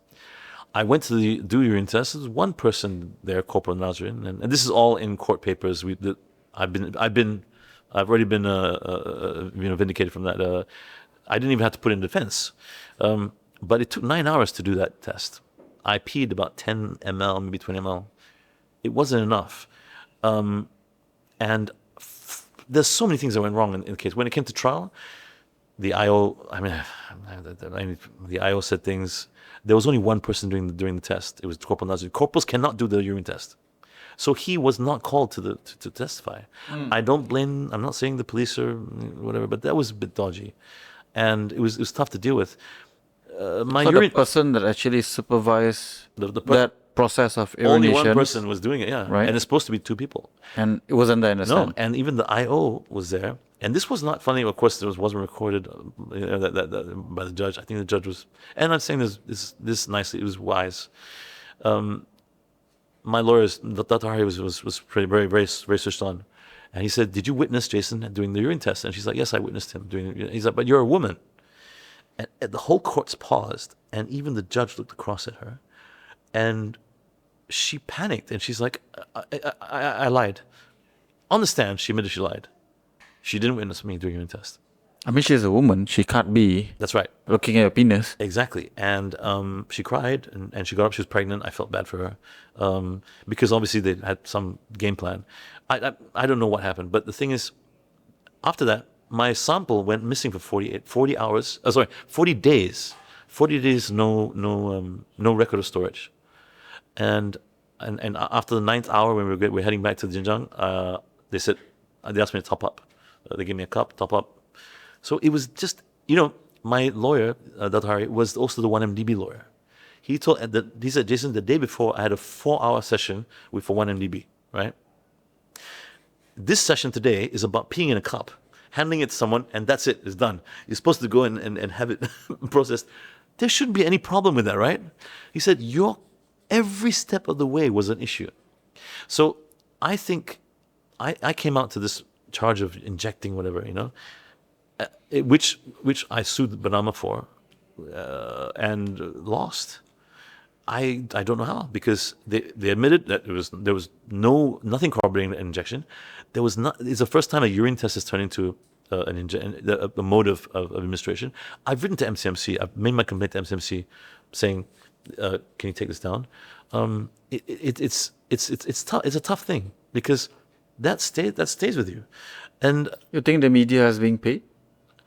I won't. I can't make allegations like that, but because I'm going to still take action. I want to appeal to Banama and say, look, whether it even is defamatory or not, it is false news and it's proven. So why would anybody even hold false news up there and not take it down? Just like I won the case against the Star. The Star branded me on the front page as a child molester. It was proven in court. Molest who? Molesting my own children. The fuck? Yeah, so I was, that was tough. It was front page, and because it was front page, it actually went global. It went global. It actually went. Everyone was carrying it. Yahoo and International and and it's still out there. The judge made the decision at the end when we won the case, but the judge said, because in my prayers I said I wanted to remove the article. Judge said maybe no need to remove it. No need to rehash it, but that article is still out there. It's not like a bunch of old articles you take out from a pile and rehash it. There's something called Google SEO, search engine optimization, where you type your name and it comes up and it's there. I don't deserve that for all eternity. I'd never molested my children. I would never molest anyone, I've not been convicted of any crime. I've been accused of a few things, like accused of trespassing. I didn't trespass. It's your own house. I did trespass because it was my ex-wife's new husband's house. Oh. But I was with my kids. Hang on, she got married. Yeah, she got remarried. Yeah, and when my son was taken, I was looking everywhere for them. My kids came with me, and they saw my ex-wife's car. Out of curiosity, how long post the divorce she remarried? She tried to remarry early, but because she lost the case of talak, she tried to say that I divorced her. She told everyone I divorced her. Okay. That wasn't the case. I was served in my own house, under my own roof. And that night, I was sitting there with my kids on the bed, and I was crying. And my maid was. I told my maid, I can't be in the same house. I know a lot of people get divorced in Malaysia. They can get divorced. They can stay in the same house, and I felt totally. So she betrayed. filed for divorce. Yeah. She filed. She filed for divorce and summoned me. And at that time, she had already been with her new guy. And in fact, that night she was at his place. I know this because for some reason I drove around. I drove. I didn't want to stay on a friend's couch. I didn't want the kids to see me like that. I didn't want to stay in a hotel. I didn't want the kids to go, why is Dad living in a hotel? So I wanted a service apartment. And I always liked this Lanson place, which I never stayed at, which is in Bukit. It's in a Six Salon. It's in a salon, Bukit Salon. So I went there, and I remember getting my room and collapsing on the bed, and I didn't move for 48 hours. I just laid on the bed looking out, very depressed.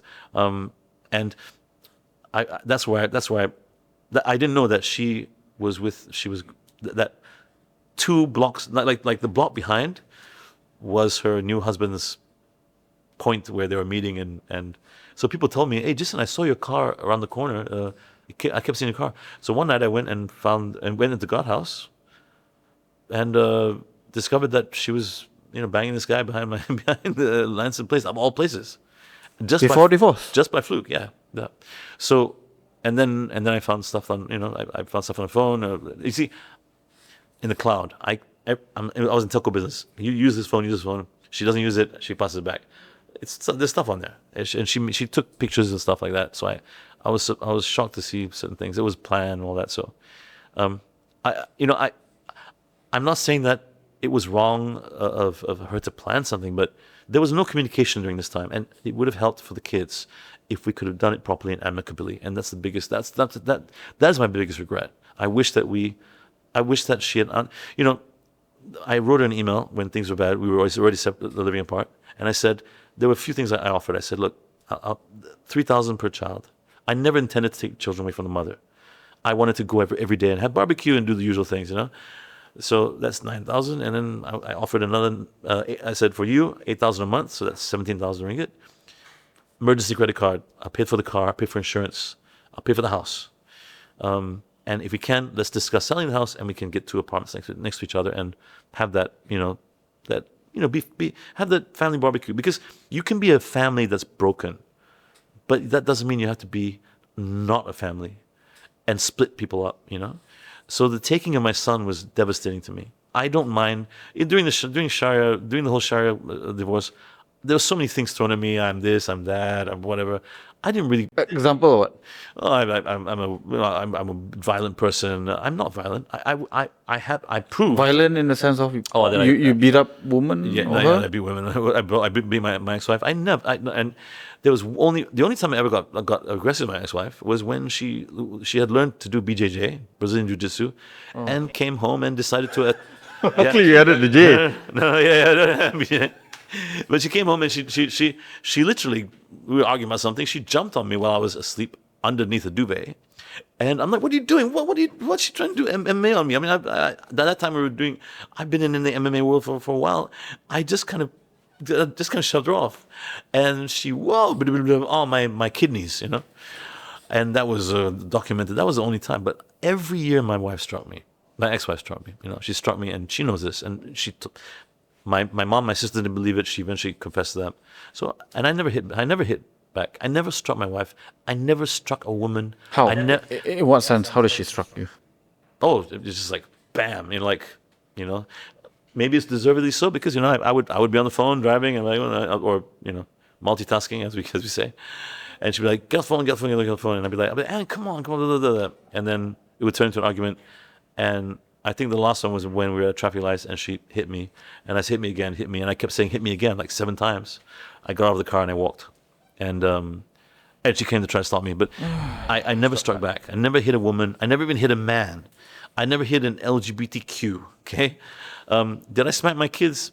Yeah, I'd smack my kids on the butt. You should. It was. I encourage it. No, but it was. I've never done anything in anger, and I abhor violence. I think when you're violent, you can't control it. You need. That's when you need therapy. I got really worried at one point because when you have this scenario where I had custody, my kids were in school. She tried to say Ramadan's coming up. I should have the kids. Jason's not Muslim. I was Muslim. I am Muslim. I converted. All this began really when we went to Sulh.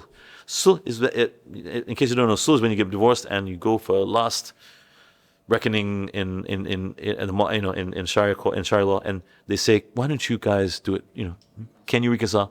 And she said, I'm taking the children. And I was like, what? We had agreed 50-50. That was the only time that I got on my knees, and she said I was acting to the officer. I cried in the room for a while. I then left the Sharia courts. And I went past my son's. I hadn't seen my son for a long time already. My kids, because I was supposed to meet them on the weekend and take them to the beach. My ex-wife disappeared with them. I went into the kindergarten where my son was at. The whole kindergarten staff were like, and I was like, it's okay. I just want to see Jack. All 3 kids were there, and that day, Kay and Ellie had an exam with the homeschooling team, which told me that something was wrong with homeschooling. When I went to homeschoolers, they also told me, yeah, we support you putting the kids in school. That's when I put them. That's when I went for, and I put them in Epsom. They were so worried the night before they went to Epsom College, and I told them that Daddy tried out for Epsom College, and Daddy failed his exam. They laughed. They like, you failed, haha.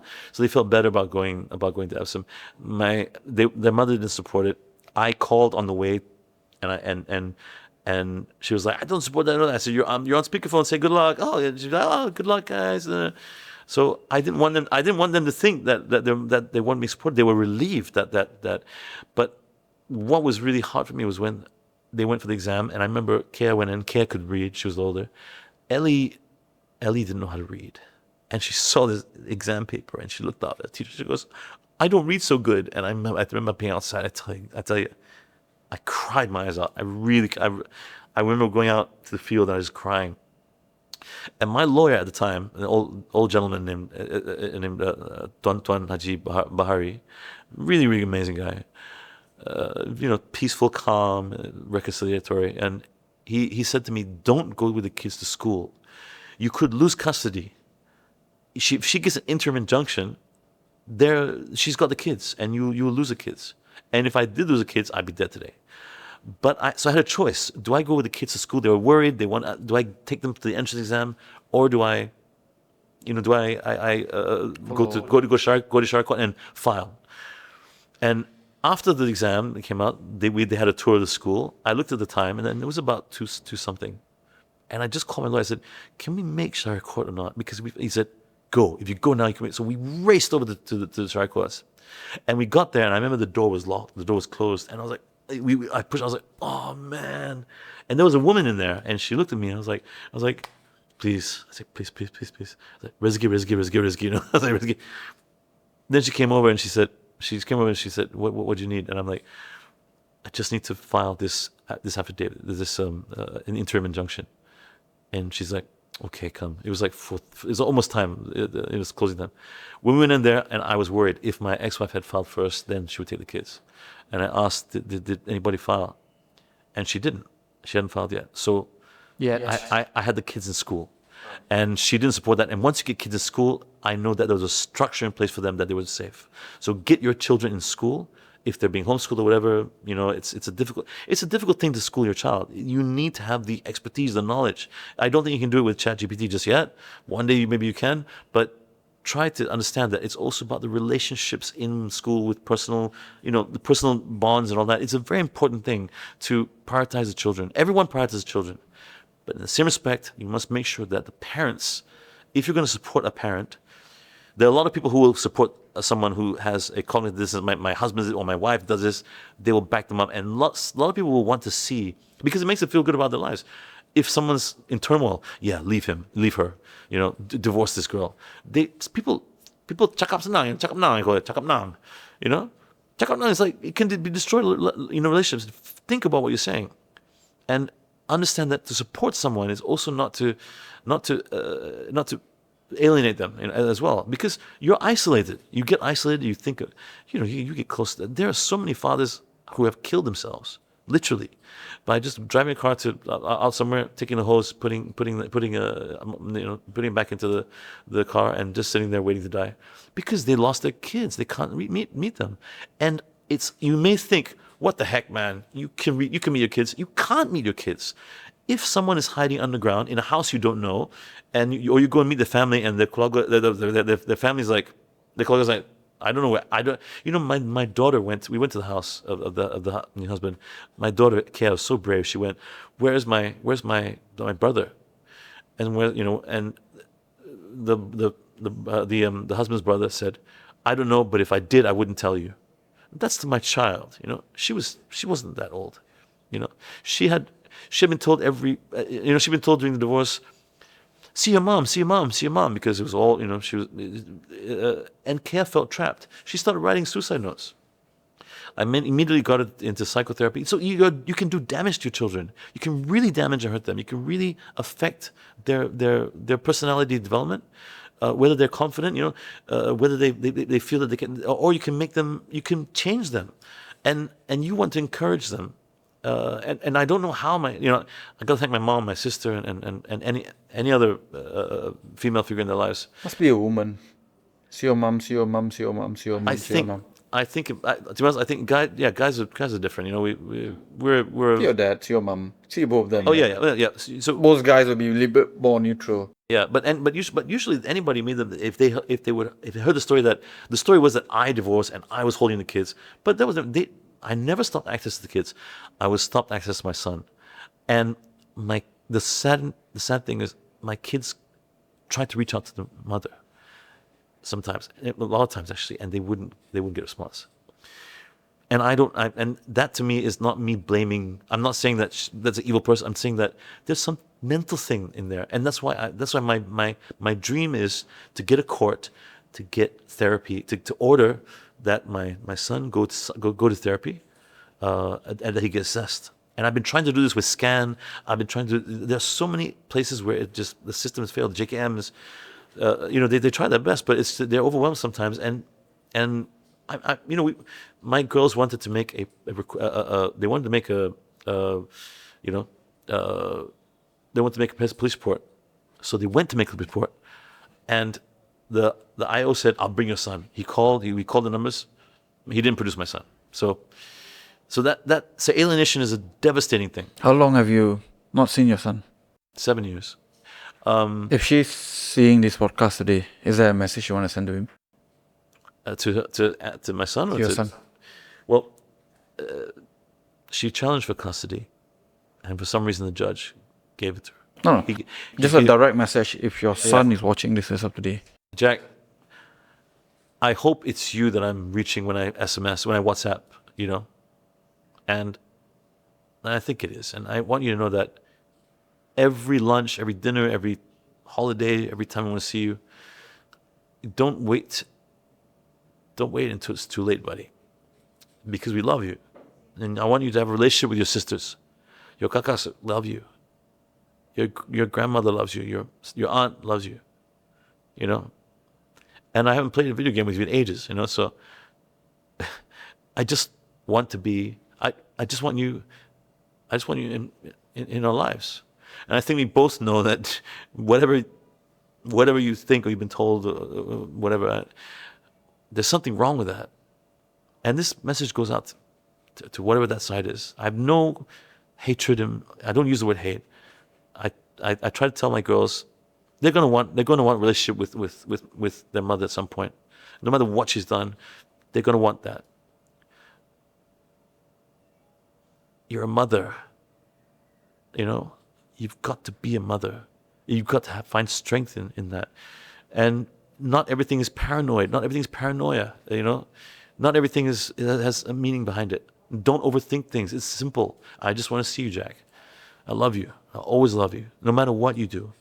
And if we have to, I've been told, wait till one day he'll come back. But in reality, there are 17 million kids in the U.S. who suffer from parental alienation.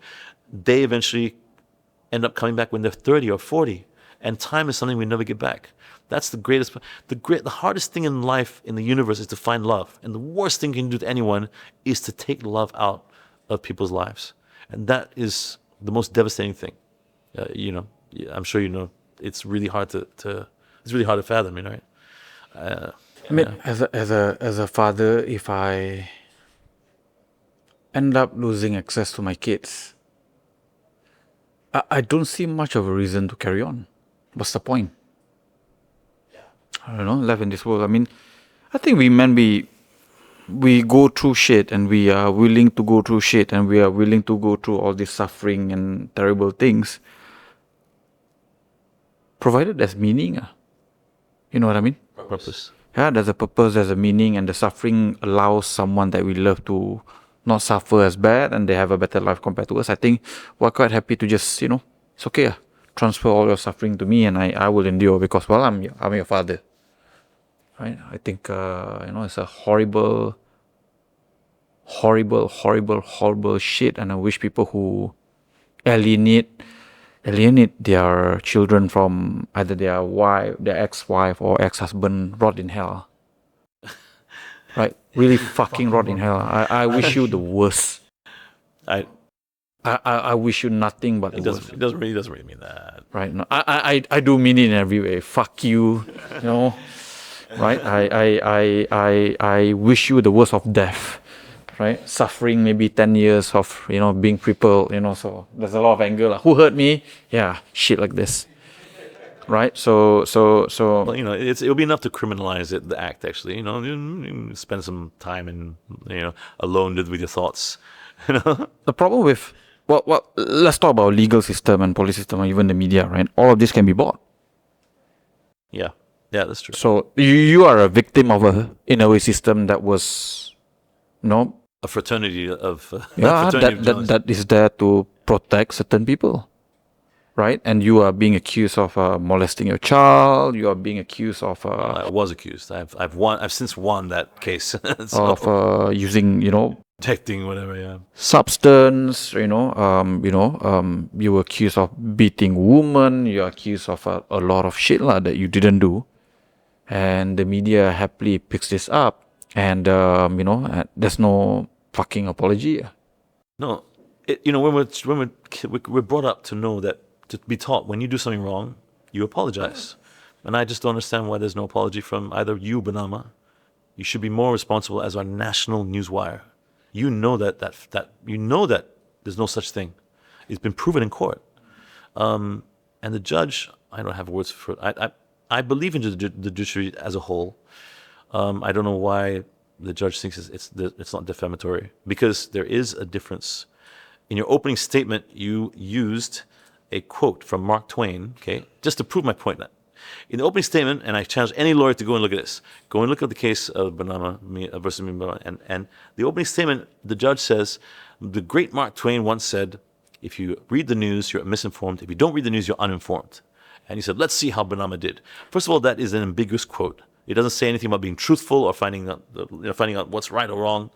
That quote bothered me, and I went on Snopes.com and found out that it is not even Mark Twain's quote.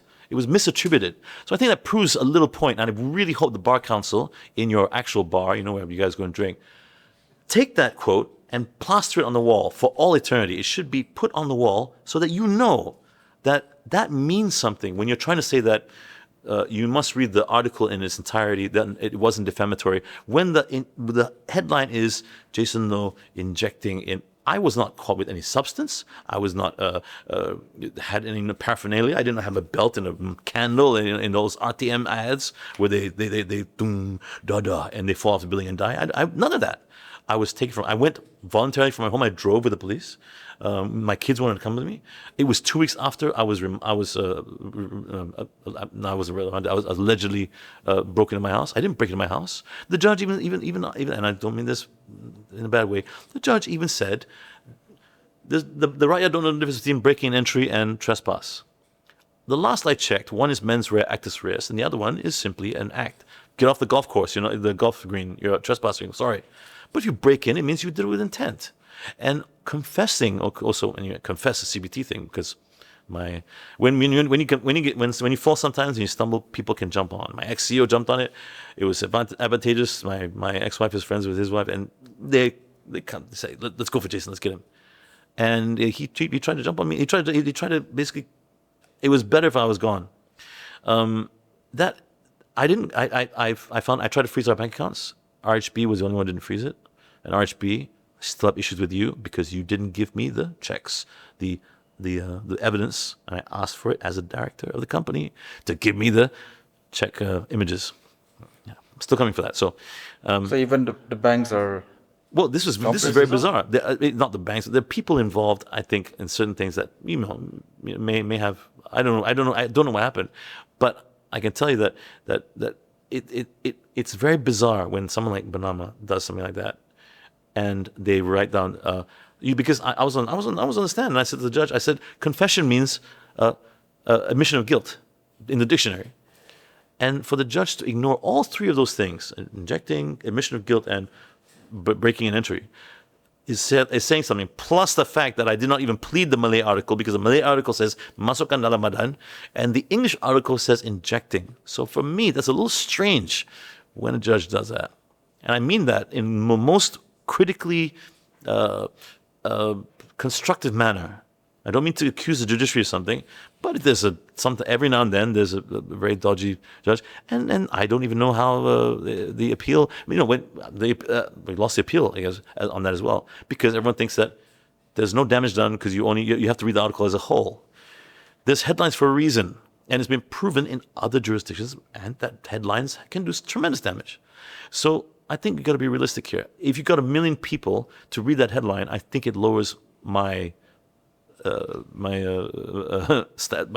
whatever little status I have left, that this stays up there. And then when you throw it in with nobody report, like the Star didn't report the fact that they lost against the defamation. They didn't report it. So neither did their buddies or chums. So you have less reporting when you win a case, more reporting. I mean, they were reporting that, oh, Jason Lowe has this case coming up on this. They were reporting things like that. But when I win a case, hardly any reporting goes on. So there is a bias. It is real. I can quantify it, and I can say that unless we change the way this is approached, MCMC, you also have to look at this thing and understand that I don't make noise. This is the first time I've actually come out and said anything against all this.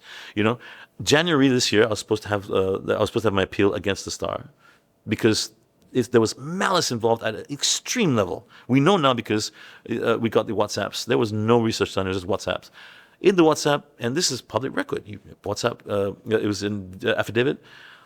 The reason there was a conversation with my ex-wife and the reporters. What's the angle here? To take Jason Lowe down. That's not reporting. That's not investigation. That is a vendetta. That's malicious. So I'm not complaining. I only got 200,000 and 40,000 damage. I'm complaining that there was no punitive damages. So and there was no taking down of the article. There was no apology. The article's still up there. Why is an article up there which is defamatory? Because it's fake. It's not real. So for me, it's very strange that we're in a nation where we're in a society where a fake article, which has been shown to be defamatory and wrong and false, is allowed to be up there. Because when the Star one is up there, every republisher is living up there. I've written to every republisher, say, please take this down. They don't take it down. They just ignore it. If they think that that's going to save them, then that's fine. They can put their hands up, but I won't stop. I'm going to, even if I'm coming into the CEO's office in Bernama to sit down and say, look, you've got to sort this stuff out. You can't do this. It's wrong. It infringes upon my human rights. The constitution of the country protects against things like that. It's bullying. So unless you have evidence, real evidence that I was caught with something on me, with a needle, I mean, I don't think anybody has ever injected. What I was in the toilet of the narcotics department, and I saw a syringe, and I was like, oh, this is good. I could use a hit. I wouldn't even know where to inject. I was freaked out when I got my COVID jab. I don't take well to anything invading my body. Okay. Don't like needles. Yeah, no, I don't. I literally crashed my bike once, right? I went to Pantai. My ex-wife told me Pantai is a chop shop. Straight up, no, sorry Pantai, but she's a midwife. This is what she said. She said they'll operate right away. And sure enough, after scan, they're like, you got to operate your scapula. And I'm like, oh, call St. John's ambulance. Can you please take me straight to Prince Court? And the Prince Court said, no operation, and the doctor was kind enough to say, okay, I may have a rib that's out of place, but at least I didn't get operated on. I'm not smart, I know, but things like this happen, and it's tough. So I'm still fighting. And the thing about me is, I believe if I quit, that's the only time when I'm in trouble. So is it because the traditional media was never meant to serve the people? I don't mean to say that journalism isn't dead, isn't alive. There are a lot of good journalists out there. There are a lot of journalists who do a lot of great work. We don't see them we don't see them necessarily because they may not be sensationalizing, but they do report good news. And I still read the Star. There are a lot of good journalists. I have no problem with the Star as people. I just have a problem with people like the two writers who like Sohan and Terence Tan, who was pulled in from the political desk. I wonder why. And my ex-wife and her new husband, who made stuff up, invented stuff. I mean, there are police reports that were done that apparently I'm a well-known practitioner of black magic. You? Yes. The Masale? Yes. And my son is with these people during COVID for 7 years, and that's what they write in.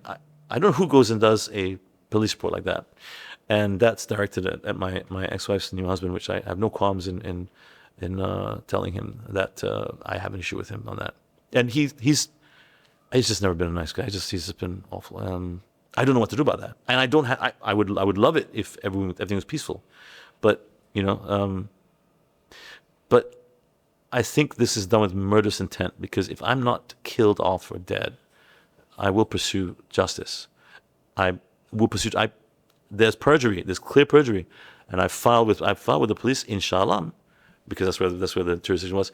In Shah Alam, perjury happened. People lied. All these people lied, and I filed it now, and it's proof that these people lied under oath. And the Section 191, if you lie under oath, it is perjury. So you have all committed perjury. It's coming for you at some point.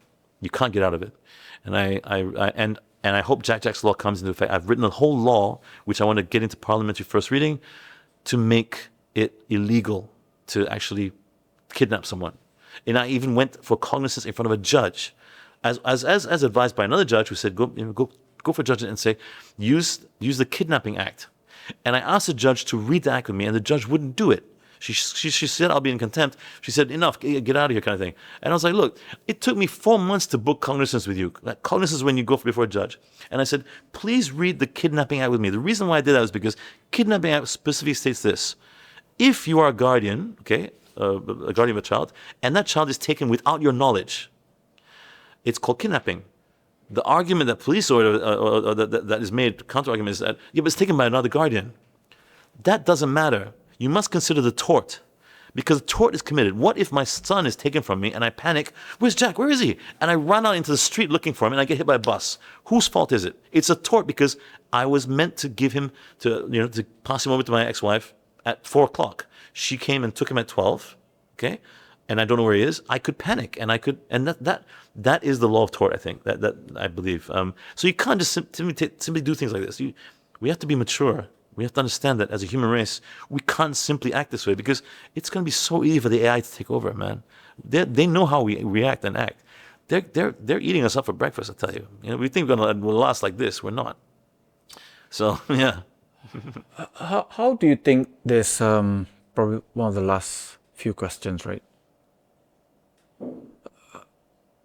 What do you think, as a result of all this, so here's the problem, right, with legal system in Malaysia. You're accused of something, and everyone remembers, right? The headline, the title, all that shit, right? So there was a joke in my favorite series called Billions. If people accuse you of you had sex with a goat, right? That's going to be out there now. Right? Everyone will remember you as the guy who had sex with the goat, even if the goat comes 3 years later and goats, but goat stand. You mean the goat, actual goat, or GOAT? Because goat means actual goat. Right? Okay. Because goat has a different meaning now these days.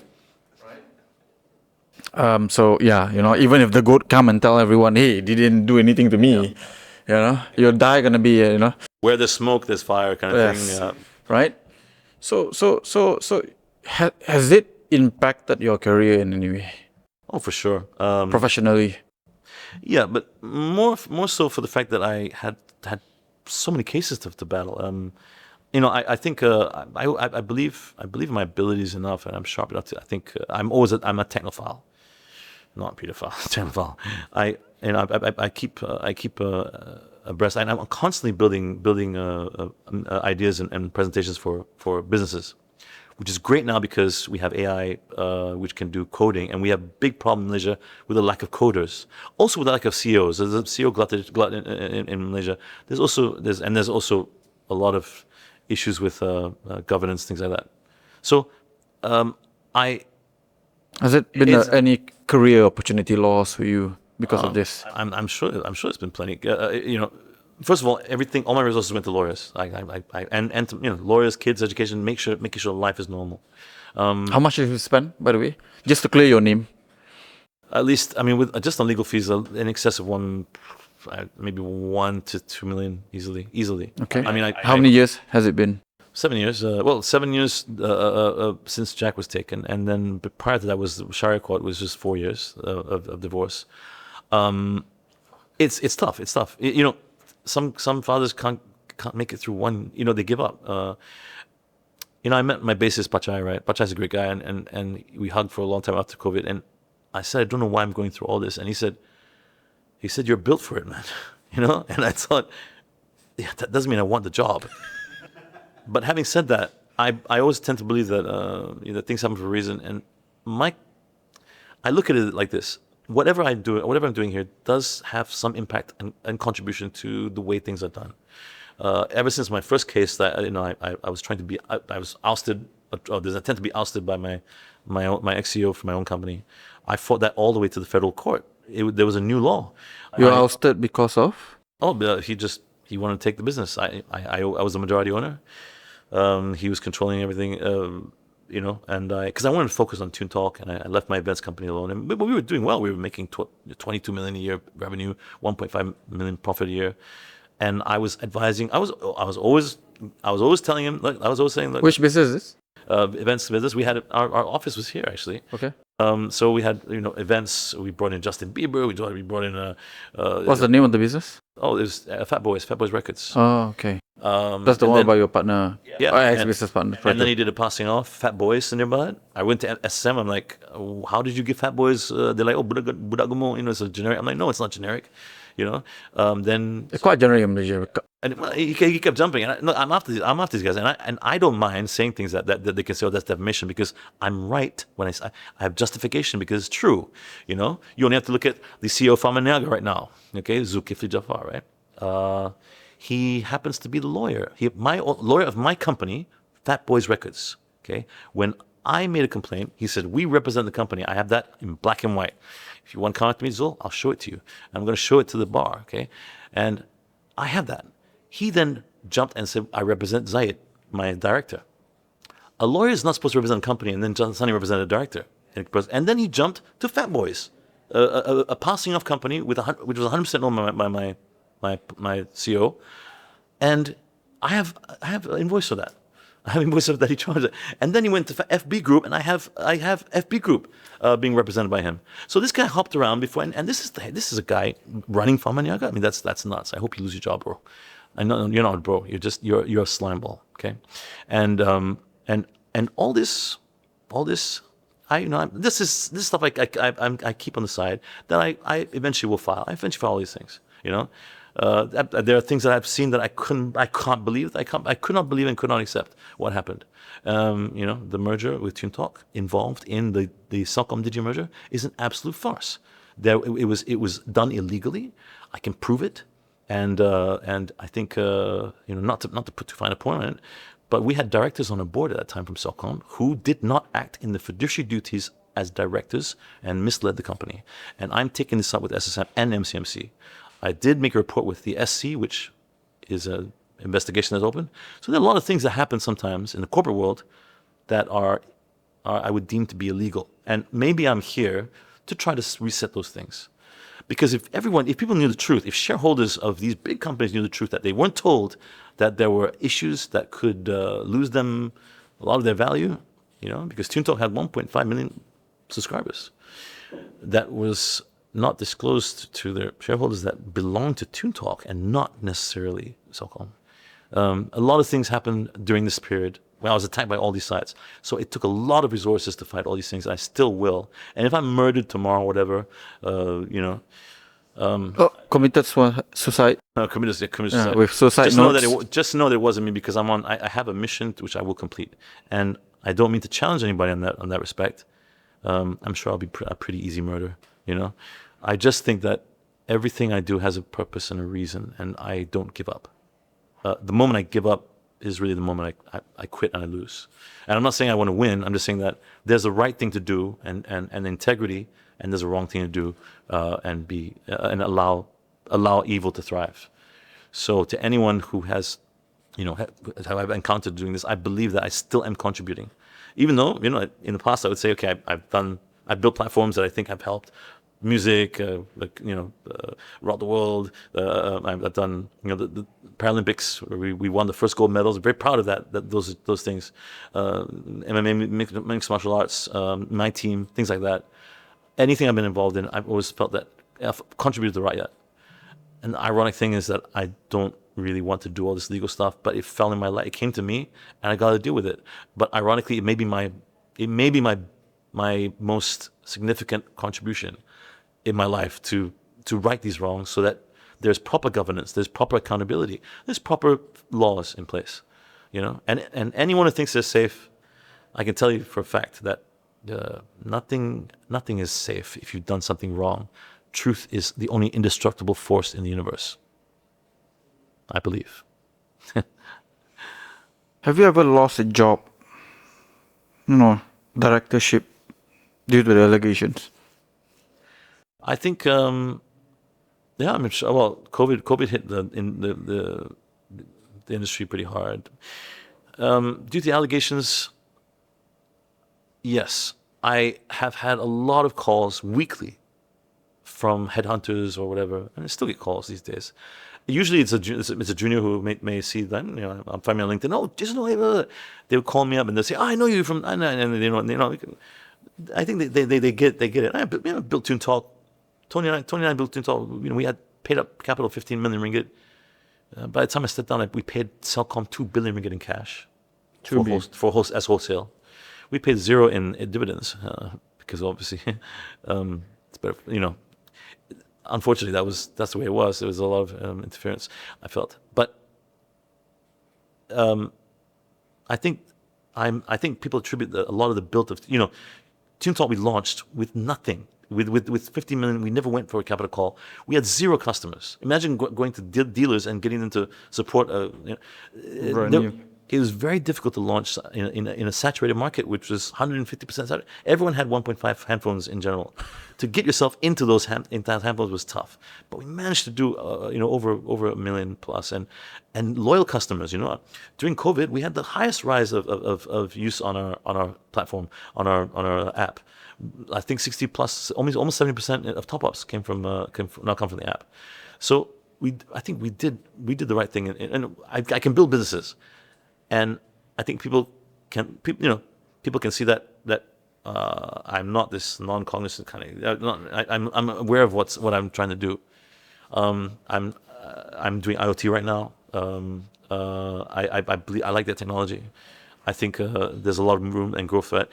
I'm the president of Orion ID, which is a company which does crypto and proof of human technology. A lot of financial kind of fintech stuff that revolves around wealth management, because now AI can effectively build your wealth for you, and people don't know how to use it, and we're here to kind of democratize that approach. It's a really amazing group of people who have gotten together to build several companies out of the US, out of Malaysia, to raise the bar. And I think that people, the future is not going to be a lot of companies with 10 people which are billion-dollar unicorns. And so I get a call, and then maybe over the weekend where I'm supposed to meet on Monday, the call's gone. Because they obviously do some searching, and at the bottom of the barrel of all the internet Google searches, it's like, oh, this guy has got a history of like some serious allegations, and nobody wants to touch that. Nobody really wants to say, okay, let's sign off on working with this guy who has lost the case against Banama for injecting something in. It's just ridiculous, and I think Banama should be accountable for that, and I will endeavor to make sure they are. I'm trying my best, and I don't mean to be disrespectful to anybody. But if you've done wrong, you've done wrong, and you know that I'm not going to stop trying to make it right. Last question. I think of everyone that I brought in here, you're probably the one that has received the most shit from live. So let me get this straight, right? After a 2-hour interview, right? Wife allegedly cheated with proof, right? Tried to take away your kids, accuse you of I'm a Boy Scout. I did have an affair as well. Right, at some right. point. So,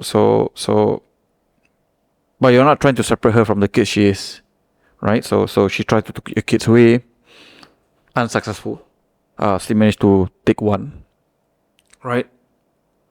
Your businesses is in a way stolen from you, right? A lot of careers possibility, partnership possibility, directorship possibility all went down the drain once people go and Google you up, right?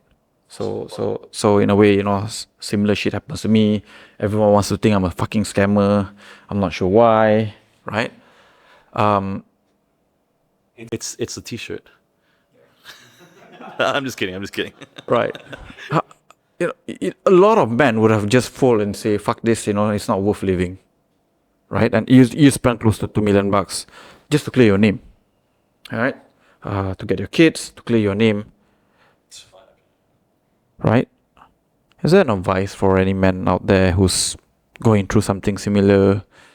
Their character being, there are people trying to destroy their character, and multiple problems hitting them one by one. How do you go through it? That's a good question. I think the only advice I can offer is there's so much you can do better than killing yourself. I know it's hard, and that losing love is really, really tough. But the only constant in the universe is change. And you can be sure that change comes. And if you can get through it, if you not quit, you will find it worth it somehow along the road, because people mature and change, and the world changes, and AI comes in, and things are happening. I always used to tell myself, if I kill myself now, I wouldn't see Star Wars 7. That was what I would say. So there's always things on the horizon you can look forward to. One day your kids, I live in the hope that one day my kids will, my kid, Jack, will come back to us somehow. It would hurt if it's late as 40, whatever. But I need to be there for him in case something happens that he blames himself. That's the toughest thing about parental alienation. You need to still be there for your kids, even though you don't have contact with them. And you need to be there as a person to try, I think, just to try to make the world better. You can always join the Red Cross. You can always do something. The Red Crescent, sorry. You can always write a book. There's so many things that are possible. And I know I myself, there were very dark times when I thought I should end it.